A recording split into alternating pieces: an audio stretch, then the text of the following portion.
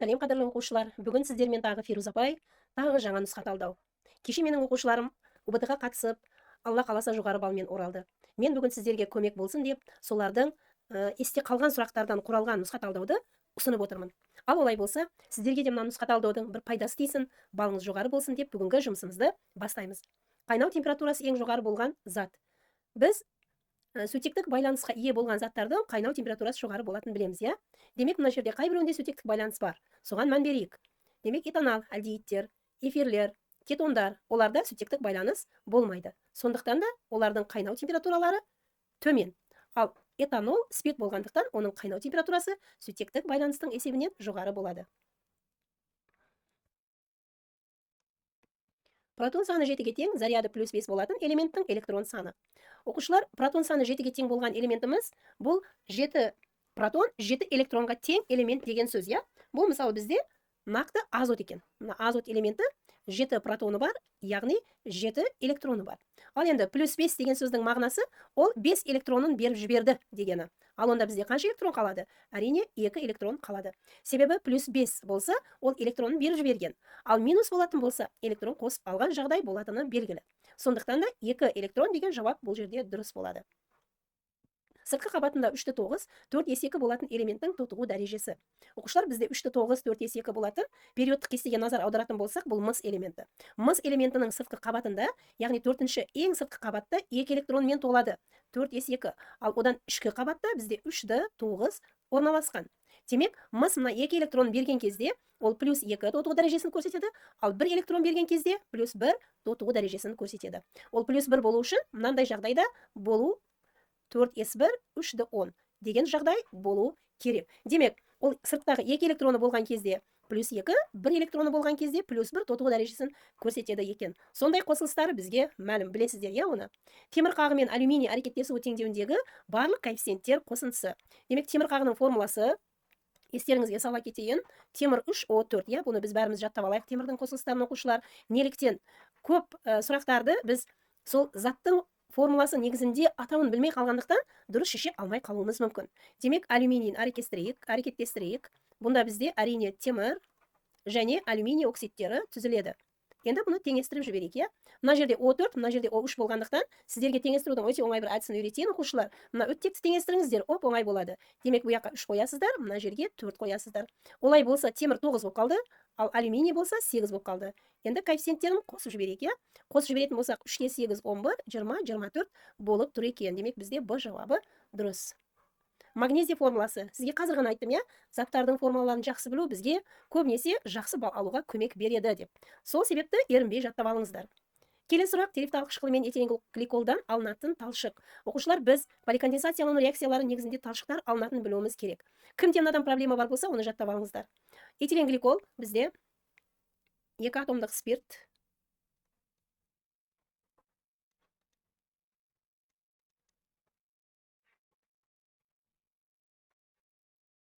терефталық қышқылы,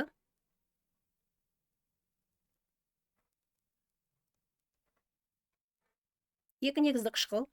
Олар поликонденсация реакциясына түскен кезде бізде мына эфир түзіледі, иә? Полиэфир, мынаның алдында да N бар, мынаның алдында да N бар. Полиэфир талшық түзіледі. Бұл полиэфир талшықты біз қалай атаймыз? Бұл полиэфир талшықты лавсан деп атаймыз, иә, оқушылар?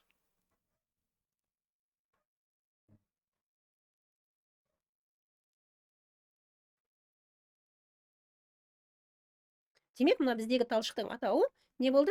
Лавсан болды.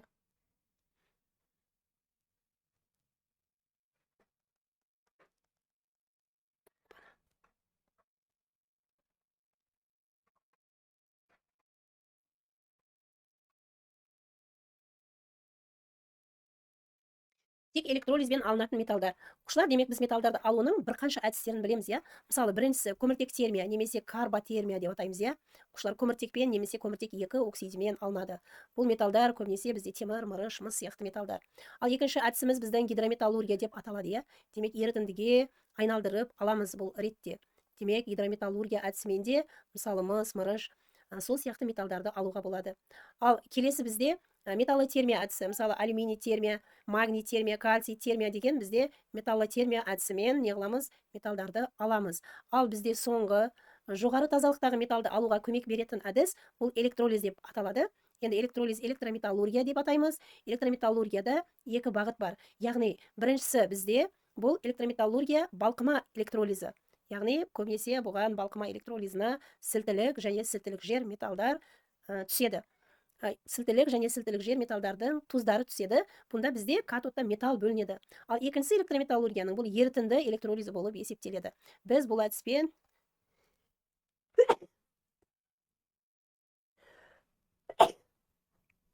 ерітіндіні электролиздеу әдісімен біз көбінесе сынап, мыс, күміс металдарын ала аламыз. Демек, мына жерде тек электролизбен басқа әдіспен алынбайды деген мағынаны білдіреді. Бізде балқыма электролизі арқылы сілтілік және сілтілік жер металдар алынады. Оқушылар, бұны жақсылап біліп алыңыздар, есте сақтаңыздар.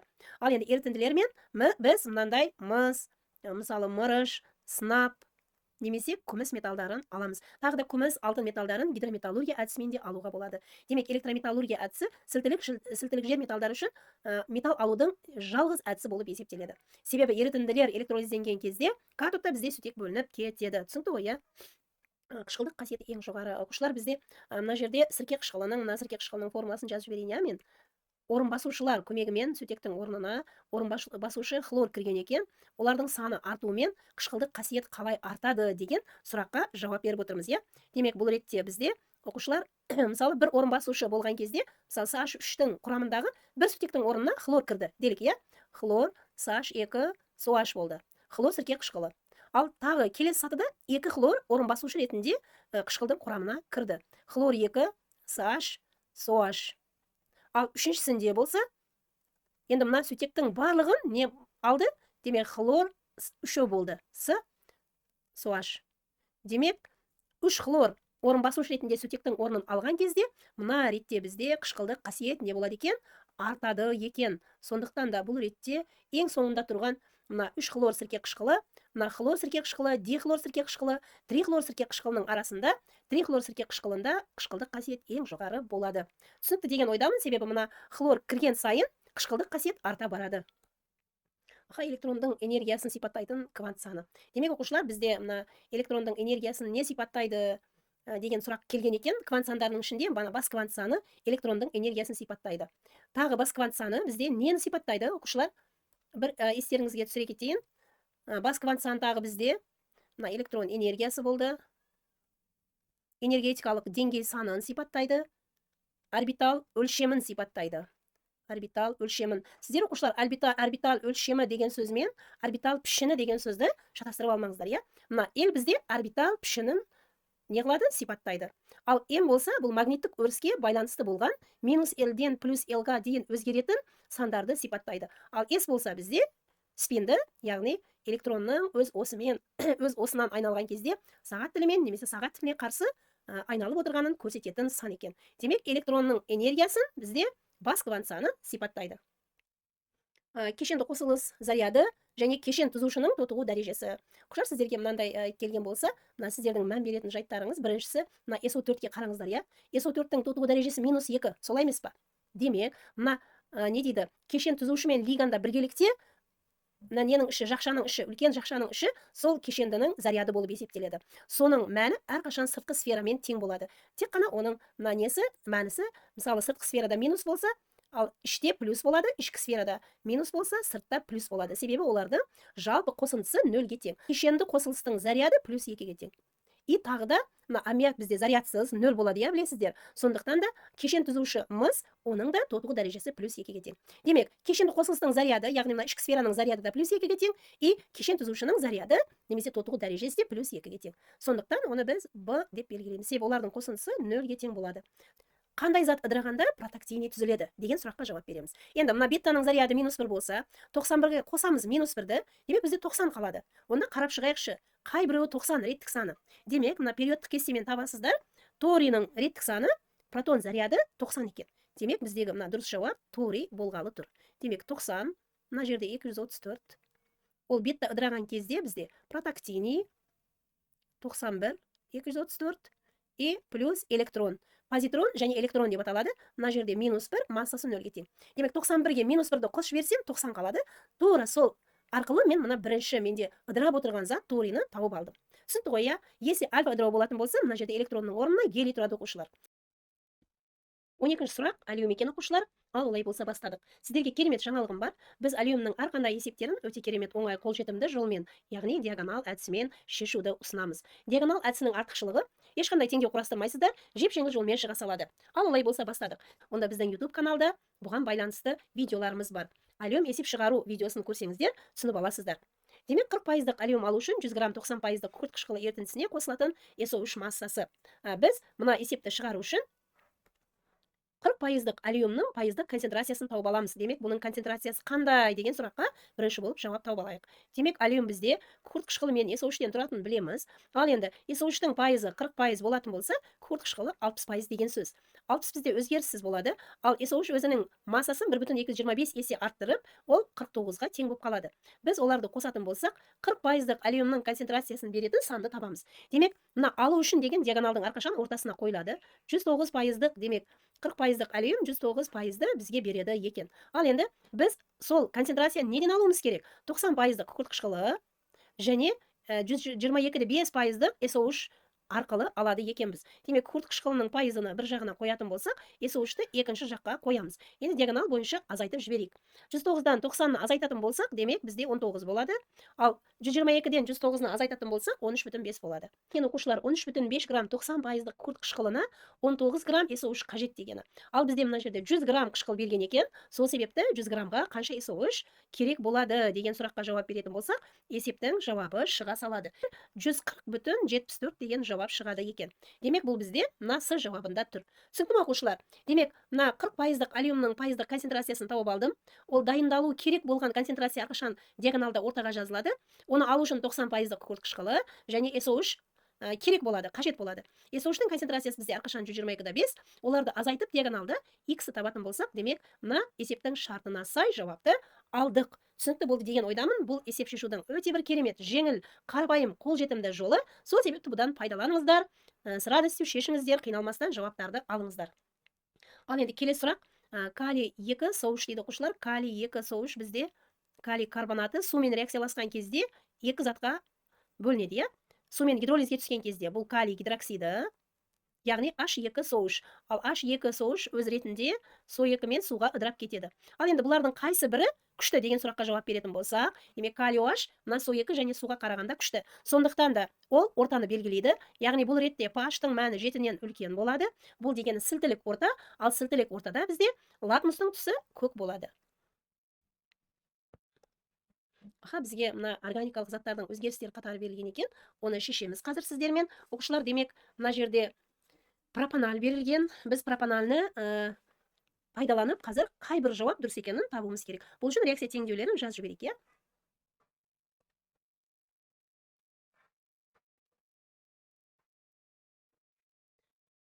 Демек, гидрлеу реакциясы никель катализатор қатысында.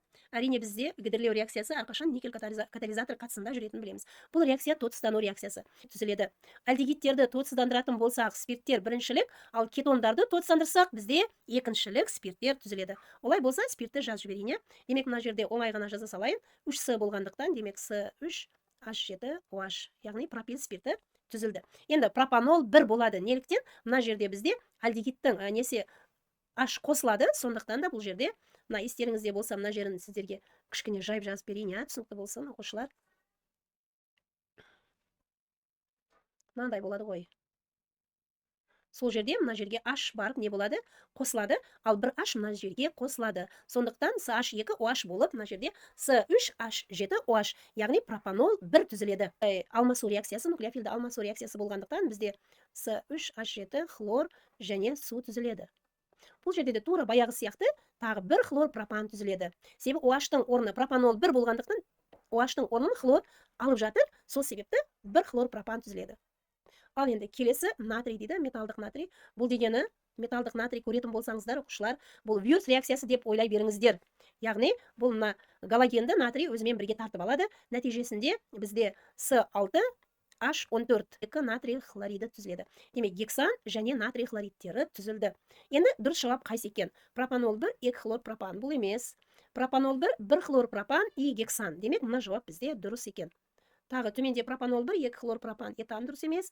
Әрине, бұлар дұрыс емес. Түсінді ғой, иә? Мына өзгерістерде сөйтсек көрсеңіздер, демек бұл тотыстану реакциясы. H хлор бізде алмасу, нуклеофилді алмасу, ал натрий болатын болса, бұл бізде әрқашан вирус реакциясы болып есептеледі. Көміртектің екінші валенттік электронын сипаттайтын квант сандары. Оқушылар, мынандай квант сандарын біз не қылған кезде, жазған кезде, біздің біраз оқушыларымыз қиналып қалады. Мен сіздерге соны бір жақсылап түсіндіріп берейін, иә. Демек, көміртекті жазатын болсам, оның реттік саны плюс 6-ға тең 1s2, 2s2, 2p2-ден тұрады. Ал енді оларды ұяшықтарға, орбиталдарға орналастыратын болсам, мына 1s2 и тағы 2p2 деген электрондар бар екен. Мына 1, 2. Бұл бізде қамаған күйдегі құрылысы, иә. Енді қозғаған күйде мына электрон мына жаққа көшіп өтіп кетуі мүмкін. Бізде екінші валенттік электроны дегеніміз мына жерде қазір оқушылар мынау болып тұр ғой. Екінші валенттік электроны мынау туралы сөз болып тұр, иә. Демек, сіздер енді көбінесе қиналатын жайттарыңыз мынау ғой оқушылар. Сіздер мына енді легко тауып аласыздар, себебі период санынан табасыздар. Демек, n 2 екендігін білдіңіздер, екінші периодта тұр, иә. Енді l одан бір аз болатындығын білесіздер, сондықтан бұны да спокойно тауып аласыздар. Ал мына m-ге келгенде қиналып қаласыздар. Бұны қалай табуға болады? Бізде p орбитал 3 бөлмеден тұрады ғой, иә. Соның біріншісі әрқашан минус 1 болады оқушылар, екіншісі 0 болады, ал үшіншісі плюс 1 болады. Естеріңізде болсын. Ол бірінші, екінші, үшінші электрон болып тұрма, или уже жұптас 4, 5, 6 болып мысалы, келесі элементтер болып тұрма, оның мәнісі жоқ. Демек, мына бірінші ячейкада минус 1, екіншісінде 0, кейінгісі плюс 1 болады. Тек қана олардың бір-бірінен айырмашылығы мына төртінші спин квант санымен болады. Яғни жоғарыға қарап тұрған болса плюс 1 бөлінген 2, ал төменге қарап тұрған болса минус 1 бөлінген 2. Демек, біздің жағдайда m тең 0-ге екен. m тең 0-ге. Неге? Екінші мына ұяшықта тұрған үшін. Ал бізде s-нің мәні, спин квант санының мәні жоғарыға қарап тұрған үшін плюс 1 бөлінген 2. Енді оқушылар, сіздер түсініп алдыңыздар деп ойлаймын. Келесіде мынандай сұрақ келіп қалса, қиналмайсыздар. Если мына жерде үшінші валенттік электрон дейтін болса, мына жерде болады, оның мәні плюс 1-ге тең болады. Оның да спин квант саны 1 бөлінген 2 плюс мен бола береді. Түсінді ғой, иә? Біріншігі минус 1, бірінші тұрған ұяшықтағы магниттік квант саны минус 1, екіншісі 0, үшіншісі әрқашан плюс 1 болады. Ол жоғарыға қарап тұрса да, төменге қарап тұрса да, магниттік квант санының мәнісі бірдей бола береді. Ол жоғарыға немесе төменге қарағаны тек қана мына спин квант санында көрінеді. Сол себепті мен сіздерге естеріңізге салайын, бір ұяшықта, бір орбиталда 4 спин квант саны, 4 квант саны бірдей болған элемент бола алмайды. Олардың үшеуі бірдей болуы мүмкін, бірақ спині әртүрлі болады. Яғни төртінші квант саны әртүрлі болады. Мен ойымша түсіндіңіздер деп ойлаймын. Мен керемет түсіндірдім сіздерге. Бізде тағы алюм екен. Алюм есептерін мен сіздерге үйреткен жолмен оп-оңай шеше береміз енді. Оқушылар алюмді көргенде қуанатын боласыздар. Менің оқушыларым солай қазір. Алюмді көрсе қуанып кетеді. Ойбай, шешетін болдық. Керемет, зор деп. Демек, 14% алюм алу керек. Оның пайыздық концентрациясын тауып жіберейін, иә, тездетіп. Бұл дегені 14% SO3 бар, ал 100-ден азайтатын болсан 86-сы күкірт қышқылы. Ал 86 өзгеріссіз қалады, ал 14%-ымыз өзінің массасын 1,225-ге арттырып, 17-де 15-ге айналады. Оларды қосқан кезде, мына неге қоятын сан менде 103,15. Яғни оны алу үшін дегені бізде әрқашан ортаға жазылады. Себепті су бізде әрқашан 0 болады, ал SO3 бізде әрқашан 122,5 болады. Ал енді мына диагонал бойынша азайтып жіберейік. 103,15 мына жерде әрине өзі болады, 0-ді азайтқан кезімізде. 122,5-тен 103,5-ті азайтатын болсам, 103,15-ті кешіріңіздер азайтатын болсам, 19,35 болады оқушылар.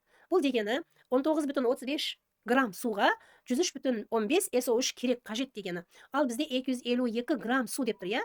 252 грамм суға қанша күкірт ангидриді қажет болады деген сұраққа жауап беретін болсам, бұл сан менде жауап шығады екен. Демек, бұл сан менде сіздерде есептеп көріп жіберіңіздер, калькулятормен есептеп көріңіздер. Яғни 103,15-ті 252-ге көбейтіп, 19,35-ге бөліп жібересіздер. 1343,34 деген жауап шықты. Қараңыздар, оп-оңай, керемет. 1343,34. Жауабында тұр екен. Қараңыздар, қандай оңай тауып қоя салдық. Демек, сіздер алюмнің есептерін өте оңай жолмен шешуді үйрендіңіздер. Бізбен бірге болсаңыздар, әрқашан сондай керемет жолдарын үйретеміз. Біздің каналға подписация етіп, қоңыраушаны басыңыздар, және мына есептер шығарудың керемет жеңіл тәсілдерін әрқашан пайдаланып, өз балдарыңызды көтеріңіздер оқушылар. Демек, 17-де бізде массасы 200 грамм 18%-дық мыс сульфаты ертіндісінің толық емес электролизі кезінде түзілген қышқылда бейтараптау үшін 0,2 мол натрий гидроксиді жұмсалды дейді. Электролизден кейінгі ерітіндегі тұздың массалық үлесін сұрап отыр. Бұл есепті шығару үшін реакция теңдеуін, электролиз теңдеуін жазып алайық, иә? Демек, мыс сульфаты ертіндісінің электролизі екен. Мыс сульфаты сулы ертіндіде электролизданған кезде, электролизға ұшыраған кезде, катодта бізде мыс бөлінеді, анодта оттек бөлінеді, ерітіндіде күкірт қышқылы қалады. Түзілген күкірт қышқылы реакцияны теңестіріп жіберейін, иә.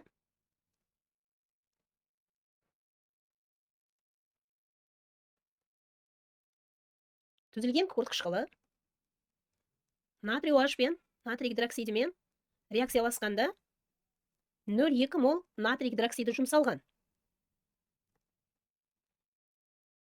Демек, жұмсалған натрий гидроксидінің молі 0,2 болса, бөлінген толық емес электролиз кезінде бөлінген күкірт қышқылының молы 0,1-ге тең. Демек, бұл 0,1-ге тең болатын болса, мына жерде мыс сульфатының зат мөлшері де 0,1-ге тең. Мыстың массасы зат мөлшері де 0,1-ге тең, ал оттектің зат мөлшері 0,05-ге тең. Ал енді есептің жалғасын қалай шешеміз? Бізде массалары мәлім болды.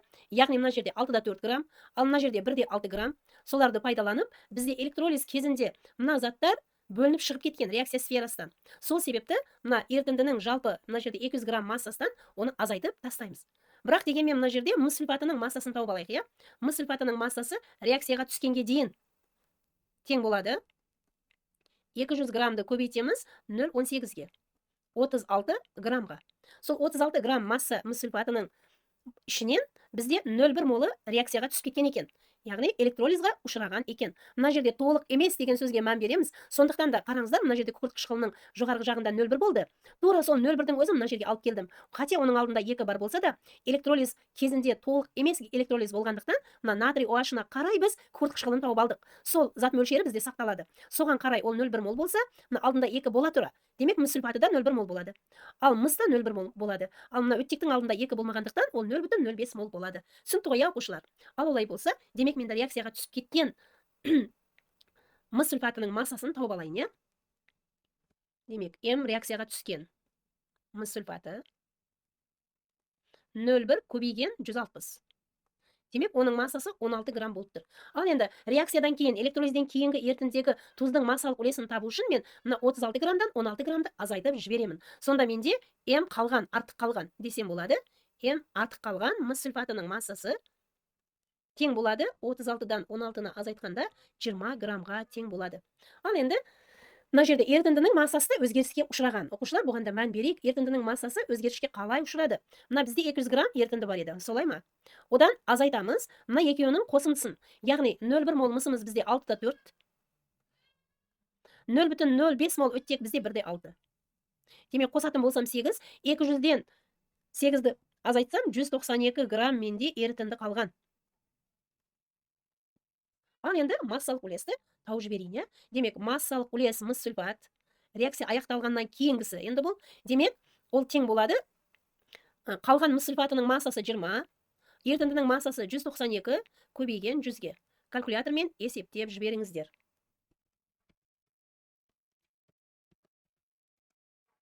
10,4 дейді. 10,42 десек те болады. Демек, тең болады екен 10,42%-ға. Оқушылар қалай, күрделі емес па? Кішкене сіздер үшін мына түсініксіз болып кеткен жайттары бар болса, комментарийға жазыңыздар. Мен сіздерге WhatsApp арқылы тағы қосымша түсініктеме беретін боламын. Келесі, негіздік қасиеті ең жоғары. Оқушылар, біз білеміз, иә? Негіздік қасиет бізде аминдерде өзгеріске ұшырайды. Бұл қалай өзгеріске ұшырайды деген сұраққа мынадай бізде естеріңізде болса, оқулықта мынадай тұжырым бар еді, иә? Бізде самый дейміз, кішкентай, ең төмен фениламиндікі негіздік қасиеті ең төмен дейміз. Одан кейін аммиактың негіздік қасиеті кішкене жоғарылау. Ал енді бір орын басушы болған біріншілік аминнің негіздік қасиеті одан жоғарылау.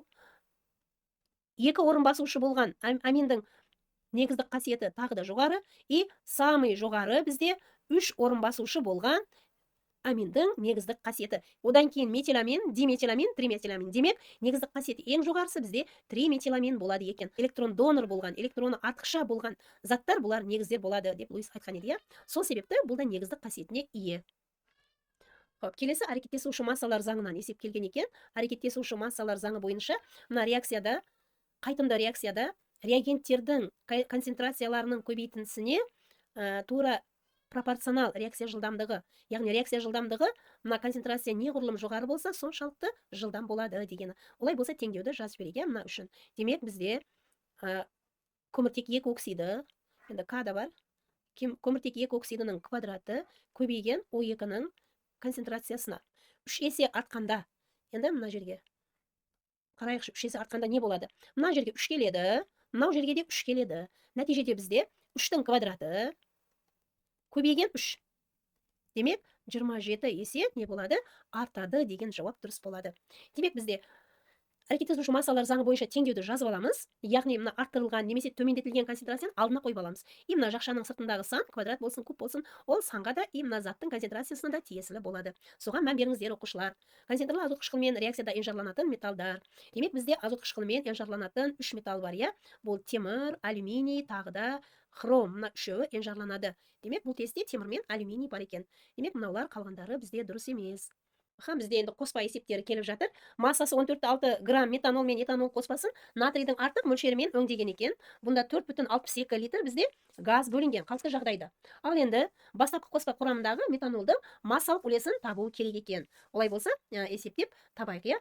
Демек, біз мына жерде реакция теңдеулерін жазып алайық. Бұл реакциялар параллель немесе тізбектеліп жүреді. Себебі метанол да, этанол да натриймен реакцияға түседі. Сондықтан ол реакциялардың әрқайсында жазып алайық, иә?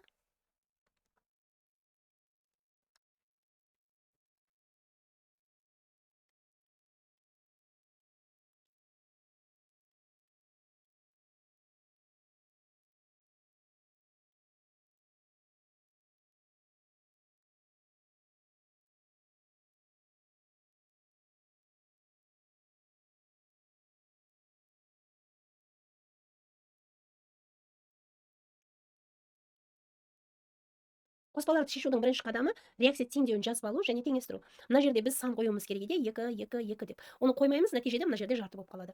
Тура этанолда да сондай. Демек, бізде мына екеуінің жалпы массасы болып тұр 14,6 грамм.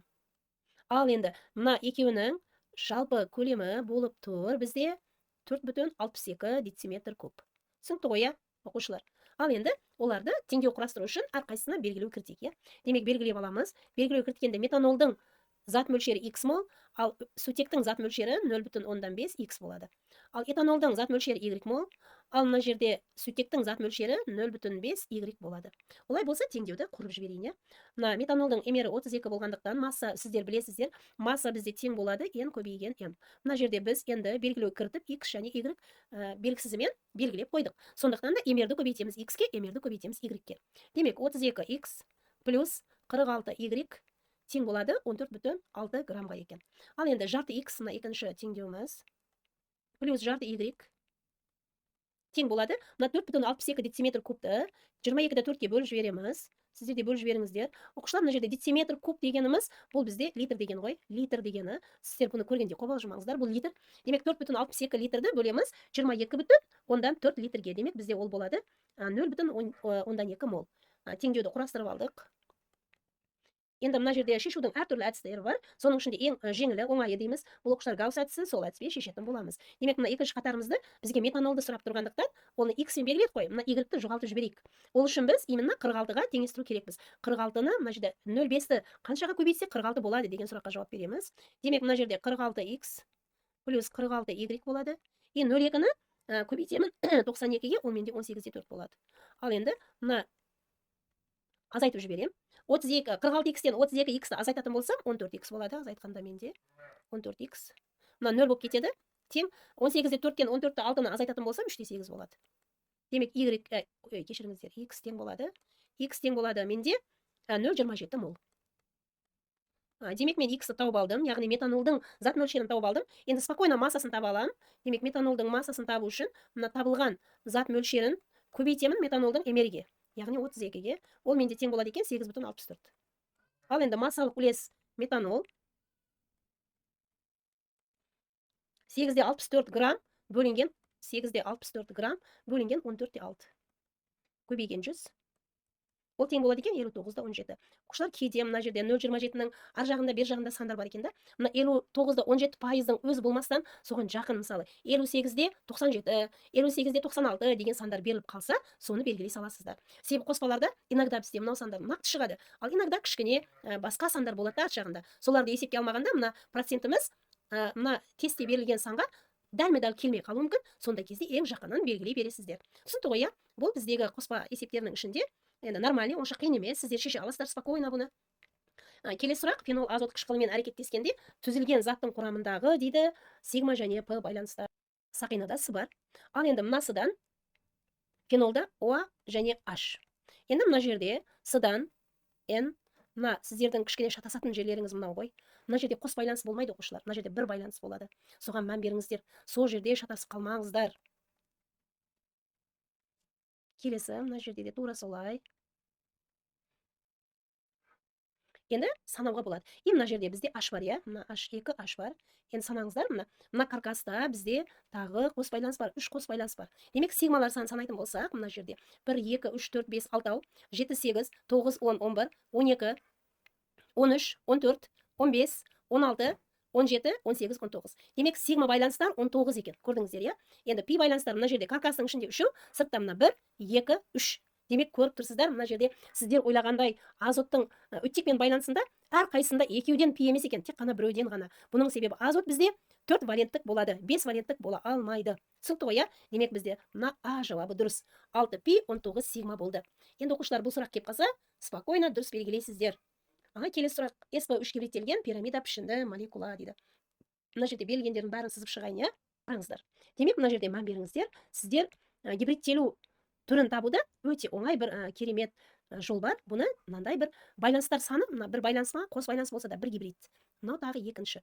Демек, оттектің сыртында сіздер білесіздер 6 электрон бар. Оның екеуі мына жұмсалды, 4-еу артып қалды, иә? Мына екеу, мына екеу. Демек, мына жерде біреу, тағы мына жерде біреу болады. Сондықтан мына суды қараңыздар, бізде sp3 гибридтелген. sp. Түсінікті ғой, иә? Бірақ пирамида пішінде емес бұл. Мына көріп тұрсыздар, бұрыштық болып тұр, мына бұрыштық. Түсінікті ғой, иә? Мына бұрыштық болып тұр. Сол себепті бұл жауап емес. Енді мына SO3-ті көретін болсақ, мына екеу, үшеу. SPP. Демек, бұл SP2 болып қалды. Ал мына бор фтор 3-ті алатын болсақ, бұл да мына қараңыздар, бор фтор 3-те де SPP болып қалды. Енді мына фосфор хлор 3-те қарайтын болсақ, демек, мынау. Демек, енді бұны былай мен не қылатын болсам, мына қараңыздар, демек менде пирамида пішінді болды. Неліктен? Себебі мына жерде бөлінбеген бір жұп электронның бар болуы sp2 емес, sp3 болуына себепші болып отыр. Бұл бізде sp3 гибридтелген пирамида пішінді молекула екен. Демек, жды жауабын белгілейміз. Оқушылар, сіздерге керемет жаңалығымыз бар. Біздің химия изи немесе химия оңай және түсінікті тілмен курсы демек, скидкамен 11.990 теңге, скидкасыз 13.990 теңге айына. Демек, біздің 10-шы, 9-шы сынып оқушылар үшін 3 айлық биорганикалық курсымыз бар. Тағы 6 айлық биорганика, органика, тереңдетілген химия курсымыз бар. Бұларға қосымша тағы 2 ай тегін нұсқа талдау бар. Енді бұл біздің курсымызды неге алуларыңыз керек? Себебі жаңа бағдарлама негізіндегі оқулықтарды негізге ала отырып УБТ-ға және НТК-ға дайындаймыз. Қарапайымдан күрделіге жүйелі түрде үйретіледі. Тағы да химия 0-ден бастап үйретіледі. Химиялық элементтерден бастаймыз. Теория оқулықпен алынған, толық қамтылған. Ал есептер деңгеймен сатылы түрде келеді. Есептерді оңай, қолжетімді әдістермен жеңілден күрделіге дейін шешуді үйренесіздер. Апта сайын нұсқа талдау болады. Бұл нұсқа талдауды мен, яғни Феруза апайдың өзі жүргізеді. Эдвайзерлар емес, кураторлар емес, мен өзім жүргізетін боламын. Тағы да бізде сіздерге керемет бір сыйлық десем болады, мотивациялық сәт бар, яғни психологиялық қолдау бар. Оқушылар, бұл сіздерге көп жылдардан бері көптеген оқушыларды УБТ-ға дайындап, олардың өз мамандықтарына жету үшін қолдау көрсеткен тәжірибесі мол мұғалімнің мотивациялық сәті сіздерге өте пайдалы деп ойлаймын. Пайдалы болады әрине. Тағы бізде бонустар бар, сыйлықтар бар. Рейтинг қоямыз, рейтингдерде бізде жоғары көрсеткіштер көрсеткен оқушылар үшін сыйлықтарымыз бар, бонустарымыз бар. Әрі тағы да бізде скидкалар бар. Болсаңыздар өкінбейсіздер. Себебі менің көптеген оқушыларым мына бүгін күнде жоғары бал алып, өздерінің алған білімдерін керемет көрсетіп жатыр. Енді келесі бізде тағы мына есеп, мыс пен темірден тұратын құйманы концентрленген азот қышқылымен өңделгенде, мына жерге қараңыздар, құйманың массасы жоқ. Демек, бұндай кезде кішкене мұқият болуымыз керек оқушылар. Құйманың массасы бізде берілмеген болса, оны біз өзіміз табуымыз керек деген сөз. Демек, мыс және темірден тұратын құйманы концентрленген азот қышқылымен, демек, азот қышқылымен темір түспейді, энжарланады, тек қана мыс әрекеттеседі. Сол теңдеуді жазып алайын, иә? Мыс концентрленген азот қышқылымен де, сұйылтылған азот қышқылымен де реакцияласады. Яғни бұнда мыс 2 нитраты NO2 газы концентрленген кезде, ал NO газы сұйылтылған кезде түзіледі. Енді бұл реакцияны теңестіріп жіберейін мен.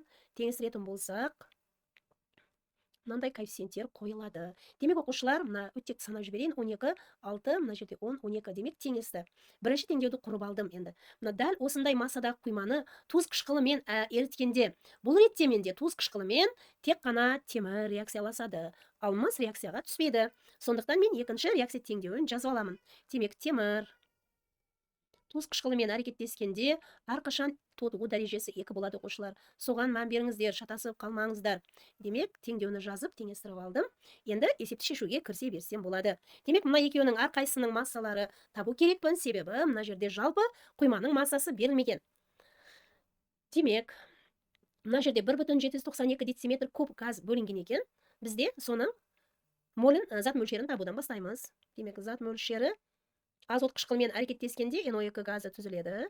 Ол тең болады 1,792-ні бөліп жіберемін 22,4 литр бөлінген молға. Ол менде сіздерде калькулятормен бөліп көріңіздер оқушылар.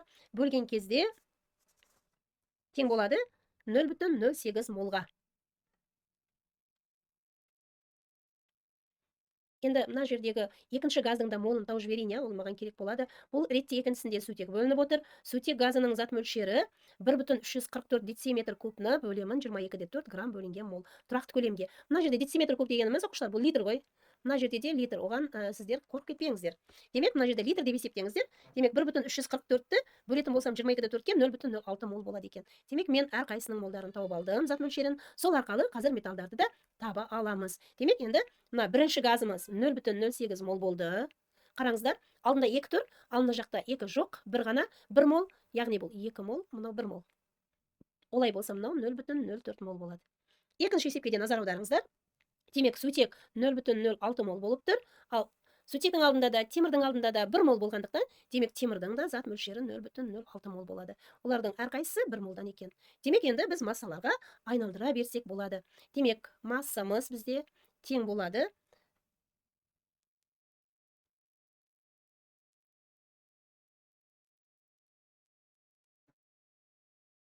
0,04-ті көбейтемін 64-ке. 2,56 грамм. Ал масса темір тең болады бізде 0,06-ны көбейтемін 56-ға. Бұл менде тең болады 3,36-ға. Мына екіні қосатын болсам, менде қоспаның массасы болады екен 5,92 грамм. Демек, оқушылар, біз қоспаның массасын тауып алдық. Енді әрқайсының массалық үлесін таба аламыз. Демек, массалық үлесіміз тең болады 2,56 граммды тауып алған едік. Оны бөлеміз 5,92-ге көбейтеміз 100-ге. Демек, ол бізде болады екен 43,24 пайыз. Енді массалық үлес темір. Оны да тауып алдық, біз 3,36, оны бөлемін 5,92-ге, көбейтемін 100-ге. Ол менде болады екен 56,76 пайыз. Енді мына жауапқа қарайтын болсақ, демек 43,24, 56,76, бұл менде Б жауабында тұр екен. Демек, оқушылар, мына сіздермен бүгін 1-25-ке болған нұсқа талдаудың бірінші бөлімін аяқтадық. Біздің екінші нұсқа талдауымыз да бар, оны да көріңіздер. Соңына деген керемет күрделі есептер берілген, алюминнің барлық түрлері келеді екінші бөлімде, онда толығымен көріңіздер. Мына нағыз ұбт-ның сұрақтарын алдық оқушылар, сіздерге пайдалы болып, балдарыңыз жоғары болсын, яғни өздеріңіз қалаған мамандыққа ие болыңыздар.